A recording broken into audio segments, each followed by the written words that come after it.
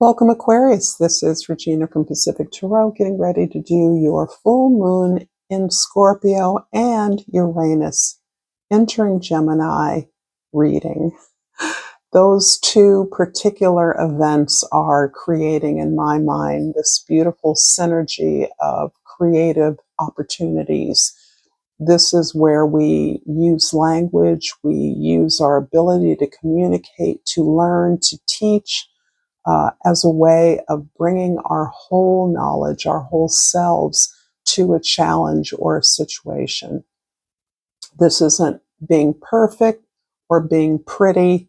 This is about solving something in a way that we previously were unaware could be a possibility. So this is a magical time in my view. Uranus is the planet of revolution, your ruling sign. Your ruling planet, I should say.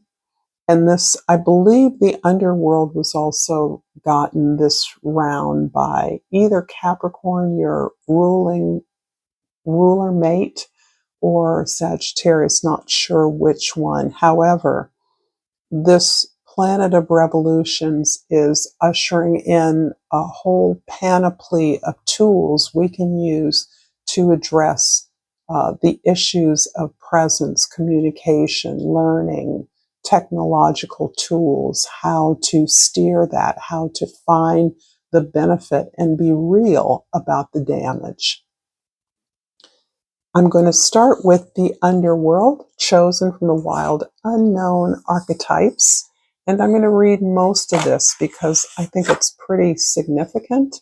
Other names for the underworld are the nightmare, the ordeal, or the bottom. This is no time to mince words. The archetypal territory of the underworld is fraught with nightmares, suffering, and pain. It is the darkest shadow realm, which we try vigilantly to avoid or deny at any cost.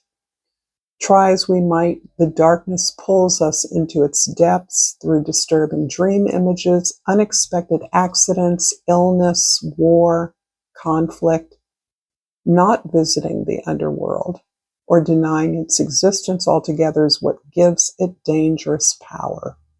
Traversing it forces us to bow humbly to the greater forces that be while summoning the inner strength we previously underestimated. Take solace that the underworld subsumes everyone from time to time, making us deeper friends, more intimate partners, soldiers of light amid our shadowy times. Facing darkness and choosing light is the most profound calling of all. That is beautiful. I love this. And because Saturn is the other ruler of your sign, Aquarius, you are no stranger to grueling hardship, deprivation, loss, things being harder, having to do things the hard way. However, Saturn has touched you in significant portions of your life, there is nothing that is too difficult for you to handle. And this has become a strength. This is what separates you from so many others who have led perhaps a more charmed life. It doesn't mean that everyone doesn't have challenges, but you've really stared difficulty in the face and you've come out, you've stood up, you've begun again, you bounce back over and over again in such a way that you're more than confident that there is nothing that can stop you. And that is coupled with the purpose card. I know what I'm here to do. They go hand in hand. You understand that whatever your purpose is, you've got to do that. You're responsible to that. You're responsible to your contribution to the world. This is inborn in you. There's no discussion. There's no debate. Whatever form it takes, you understand that's who you are. And this is really beautiful because this is what defines you in terms of your community.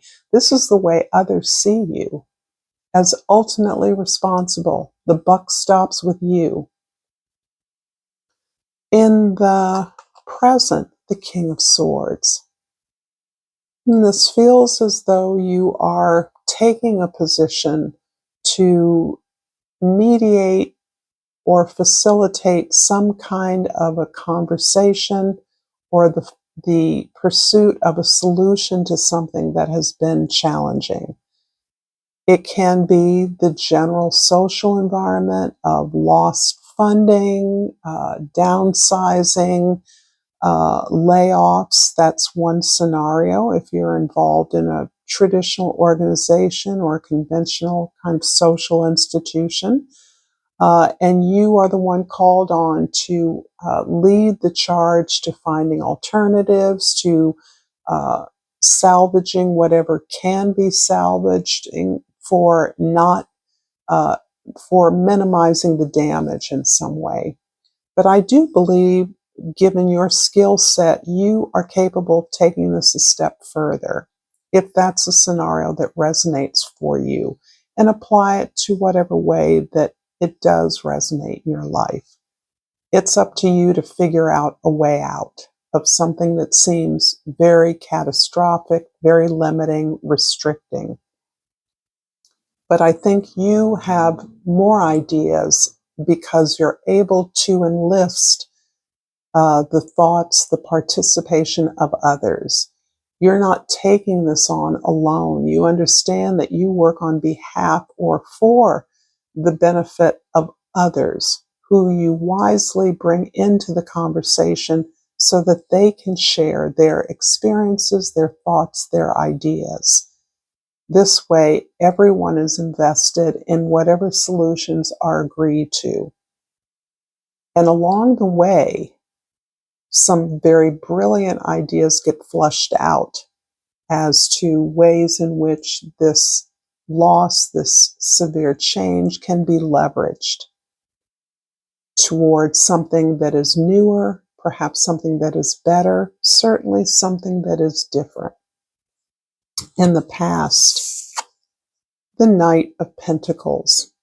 This is, Libra just got this card in the same position. And this really at that time, and it's still resonating, is about the seed that you've planted. This is about your vision, and vision as something you always reach to in the sense of the star. So it isn't as if it's a clear thing that you're building towards. It's something that you keep reaching for. It informs what you are building at every level. You see a bigger vision in which things fit together very differently and for the benefit of all.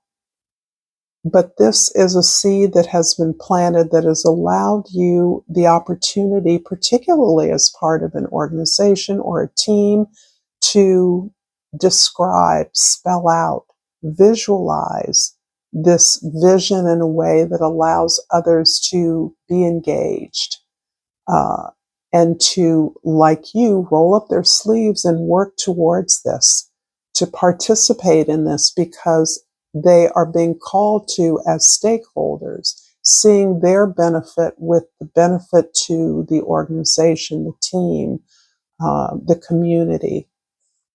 In the future, the Eight of Cups and the Queen of Cups. It's interesting with so much, it feels like a lot of responsibility on your shoulders. You are turning your attention towards how you want to feel. And this is part of a way that you have of drawing in the ideas and participation of others. You are proposing, asking questions that prompt each member to think about how they want to feel at the end of the day, each day. What needs do they want to have met? Do they want all their needs met? Do they want to make a lot more money, have a nicer house, have a better car, start a family? Or do they want other values of service? Do they want victory? Do they want well-being and health for their community? Do they want to sustain the team as something that is a viable and implementable vision in the world. And this translates to you as well. You're recognizing that the solutions are not just in the things that you create together, but they're in the way that you feel about it. And that's part of your gift in calling on everyone to participate in the working out of what lies ahead. It's the sense that we can all address our needs. We can all speak to our needs, and some of them may be met.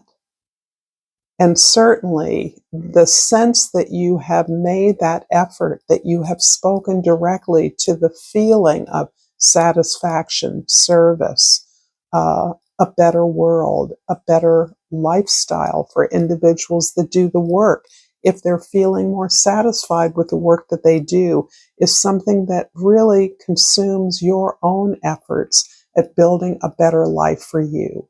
A life that feels better to you, a life in which you recognize the support that you have and are truly supported and supporting to others. I hope this is resonating with you so far, Aquarius. If so, please like this video, share with others if you feel inclined to do so, and subscribe to my channel, Pacific Tarot. Let's clarify these cards.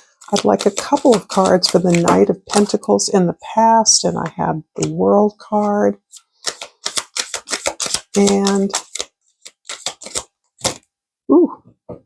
I'll take what's on top, the Knight of Wands, the Four of Wands, clarifying the King of Swords, and the Ten of Swords. And for the future, the Seven of Cups and the Queen of Cups, clarified by two cards, please. The Queen of Wands and the Three of Swords. Okay. So in the past, this seed planting that you very carefully and deliberately enlisted a team in visualizing, in meditating on, in thinking about its implications in the world towards taking a first step. You've completed that cycle. You've already invested your vision into a body of individuals, the earth, whatever the nature of your project is. And that is really the culmination of your experiences in the world. It's interesting that in the World card in this deck, the seed is at the root, at the bottom, and what blooms out of it is a whole, complete entity. So there's a consciousness that you have seeded and that has bloomed in the creation of this project or effort that you're a part of. The Knight of Wands is really about your enthusiasm, your demand that those you are working with explore their interests, their inspirations, the things that light them up. You're really calling upon the creative energy, the imaginations of those you work with to understand and visualize this project at its earliest stages. So this is about asking others to follow your lead as you explore who you are, what your gifts are, what your desire or interest is. You are asking others to do that on behalf of the work that you are agreeing to do together. That's going to amplify the work. In the present, the King of Swords is clarified by the Four of Wands and the Ten of Swords. Wow. There's, it's sort of a validation of this rather dramatic scenario that I initially painted of a tremendous loss, a tremendous breaking off from social institutions that we rely on, a tremendous break in the entire belief system that might have fostered your industry or your professional practice in the interest of building something new, building something that is based on growth, but not the model of constant economic growth that we live and are oppressed by in this society. Instead, this is on recognizing that every aspect of culture, of our experience, rests on learning, rests on growth, and the desire to expand. And how do we celebrate that? Is it just calcified in a few elite professional middle managers and administrators, or is it something that everyone benefits from and reaps the rewards of? And I think that's very much what you're mediating on behalf of a community here, those you work with or work for, that you are posing the some of the alternatives, and you're doing it in the context of the extreme and dramatic reality that we are actually living within, and a way of facing that and recognizing that we do have choices. There is another way. I love this, and I love the role that you're playing in this. And in the future, the Queen of Cups and the Seven of Cups is clarified by the Queen of Wands and the Three of Swords. The Queen of Wands coupled with the Queen of Cups is really about, I believe, a magnetic, almost erotic energy that you're able to uh, uh, exude, to project to others in terms of turning the attention away from things that can be the rewards or results of your efforts towards the feelings behind the things. So you've identified a pattern that you've all played into. And if this is a relationship, this is the same principle. As partners, as a team, you recognize there's a habit or routine of loss, failure, disappointment that you routinely chose. So in some cases, quite unconsciously. In other cases, you became more and more aware that you were one partner, for example, was just like the other partner that you broke up with. And that if you thought about it a little bit further, you thought about the family where, for instance, one partner, one parent was abandoned by another. So whatever the patterns are, you began to recognize that this was a part of your free will that you were giving away. You were giving away your love to situations that were not reciprocal, that did not see your value.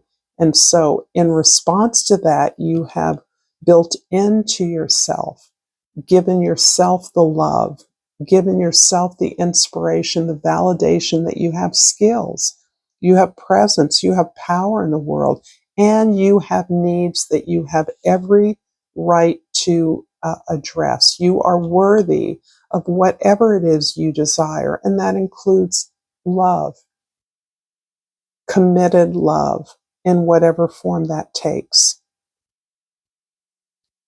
So I'm not really clear that this is a resolution so much as it is a shifting of the focus of your efforts. The focus becomes less on the things and more about how you feel about the things that you're pursuing, how they're going to impact your life, how you're going to feel. And this is a necessary part of manifesting. It's not the getting the thing, it's the way that it impacts your life, the way that it liberates you. It opens up space, not that it closes you and you achieve this fixed status forever and ever. I'm going to finish up this reading, Aquarius, with a flower oracle, and I have pulled Sweet Alyssum, and the key word is clarity. Bright paths of understanding will open. Wow. And I'm going to put this here because I really feel like it's affecting your personal, intimate life in a similar way that it affects your work in the community. Thank you so much, Aquarius, for this reading. Until next time, namaste.